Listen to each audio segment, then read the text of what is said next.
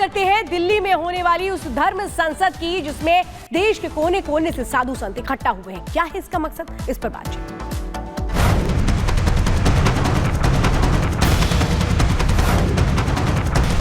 बड़ा उद्देश्य है सनातन बोर्ड का निर्माण। इस सनातन बोर्ड बहुत जरूरी है, समय की मजबूरी है, सनातन बोर्ड जरूरी है।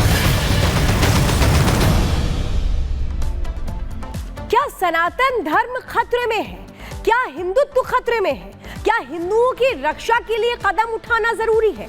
ये सवाल इसलिए उठ खड़े हुए क्योंकि देवकीनंदन ठाकुर ने धर्म संसद का आयोजन किया जिसमें देश के कोने कोने से उन्होंने साधु संतों को आमंत्रित किया। और इसका मकसद क्या सनातन बोर्ड के जरिए समस्याओं का समाधान निकालना है? इस धर्म संसद का क्या है मकसद और क्या निष्कर्ष तक पहुंचेंगे, एक रिपोर्ट दिखाते हैं।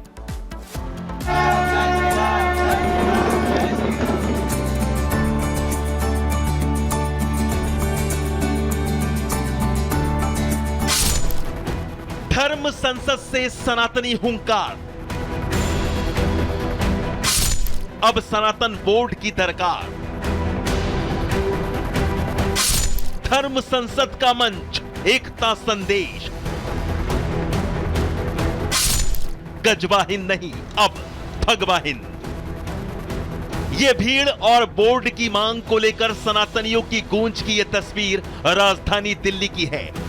देश में सनातन बोर्ड की मांग तेज होती जा रही है और इसी मांग के तहत सनातन बोर्ड का झंडा बुलंद करने के लिए दिल्ली भारी संख्या में सनातनी जुटे। सनातन हिंदुत्व, हिंदुओं की रक्षा और राष्ट्रवाद की हुंकार के साथ सनातन बोर्ड की मांग की जा रही है, जिसका एक मकसद वक्फ बोर्ड का मुकाबला करना भी है।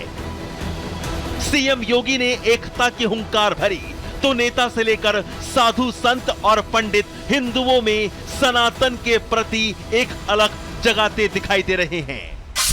देवकीनंदन ठाकुर के साथ तमाम साधु संत हुंकार भर रहे हैं, कह रहे हैं कि हमें एकजुट होकर अपने धार्मिक और सांस्कृतिक मूल्यों की रक्षा करनी चाहिए ताकि वक्फ बोर्ड जैसी ताकतें अपने मनमाने रवैये के साथ पैर ना पसार सके।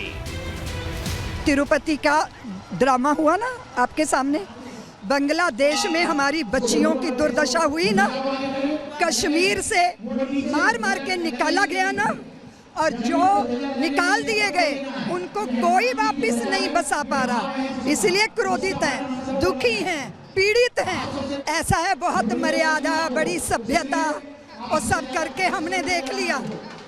ये कह के हम अपनी पीड़ा भी व्यक्त ना करें, वो कत्ल भी करते हैं तो चर्चा नहीं होती, हम आह भी भरते हैं तो हो जाते हैं।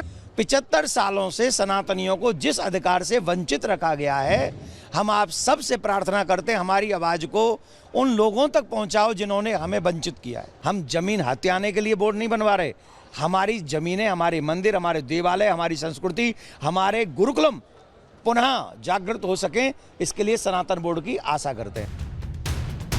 हिंदू और पूरे सनातन समाज को जुटते देख कुछ लोगों के पसीने छूट रहे हैं तो कुछ लोग टेंशन में हैं। कोई रास्ता ना मिलता देख कुछ लोग मकसद पर सवाल उठा रहे हैं तो कुछ लोग टाइमिंग पर। खुदा न खास्ता अगर यह कानून बन गया तो हमारी मस्जिदें, हमारे मदरसे, हमारी ईदगाहें, हमारे कब्रिस्तान, हमारे शिया भाइयों के इमामबारे, दरगाहें, ये सब के सब इनका वजूद ख़तरे में पड़ जाएगा। इसलिए ये बड़ी अहम लड़ाई है और पूरी क़ुव्वत के साथ हमें इस लड़ाई को लड़ना है।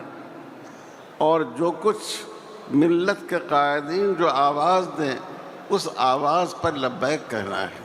आपको क्या दर्द है? क्या आप उस वक़्फ़ को खत्म करते हैं? इसका मतलब है मुसलमानों की जमीन को हड़प करना चाहते हो, हराम खाना चाहते हो, इसलिए उन औक़ाफ़ को हड़प।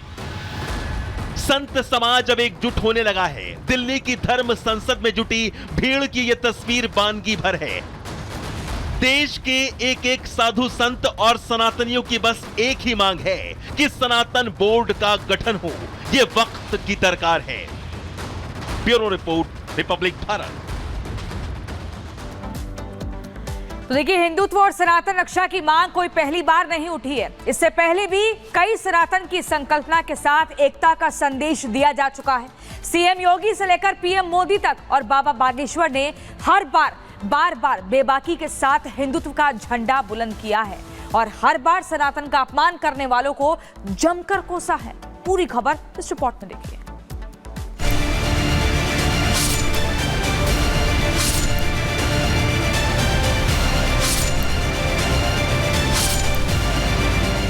मुख्यमंत्री योगी आदित्यनाथ ने सनातन की हुंकार भरी बटोगे तो कटोगे और एक रहोगे तो सेफ रहोगे नारे के साथ एकता में ही सुरक्षा की बात समझाई, जिसके समर्थन में क्या संत क्या नेता हर कोई उतर आया।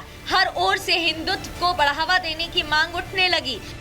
अब बागेश्वर धाम के प्रमुख पंडित धीरेन्द्र शास्त्री इसी नारे को लेकर अपने हिंदुत्व के काम को आगे बढ़ा रहे हैं, एकता यात्रा निकाल रहे हैं। हिंदुस्तान में रहने वाले लोगों को हिंदुस्तानी होने का गर्व हो, इस बात को पुष्ट करने के लिए इस देश का सबसे बड़ा जहर है जात पात ऊंच नीच भेदभाव, और गांव-गांव में ये रूढ़िवादिता बहुत है, गांव-गांव में अंधविश्वास बहुत है। एक जन जागृति संकल्प को लेकर के हमने विचार किया, क्योंकि हिंदुओं की आबादी पिछले कुछ सालों में घटी है और दूसरे धर्म के लोगों की आबादी तेजी से बढ़ रही है, इसलिए पंडित धीरेन्द्र शास्त्री हिंदुओं को सचेत कर रहे हैं, इसके मायने समझा रहे हैं। 20 साल बाद एक ऐसा समय आएगा कि हम 90% से 80 के नीचे आ गए, और वो लोग मतलब इस्लाम धर्म के लोग अपनी जनसंख्या इतनी तेज से बढ़ा रहे हैं कि वो लोग 6% से 22% के ऊपर पहुंच गए। धीरे धीरे हम भारत में अल्पसंख्यक होंगे। पंडित धीरेन्द्र शास्त्री अपनी हिंदुत्ववादी छवि को लेकर हमेशा चर्चा में रहते हैं। पंडित धीरेन्द्र शास्त्री पहले ही बता चुके हैं कि उनका एकमात्र लक्ष्य सनातन के लिए काम करना है और अपने इसी लक्ष्य को पूरा करने के लिए सनातनियों को एकजुटता का संदेश देने के लिए यात्रा निकाल रहे हैं।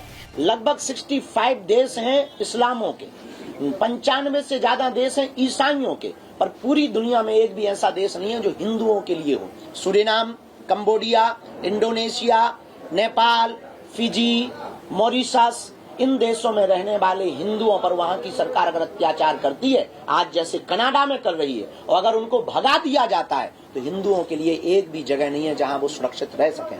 इस बात को लेकर के अब हमने ठाना है।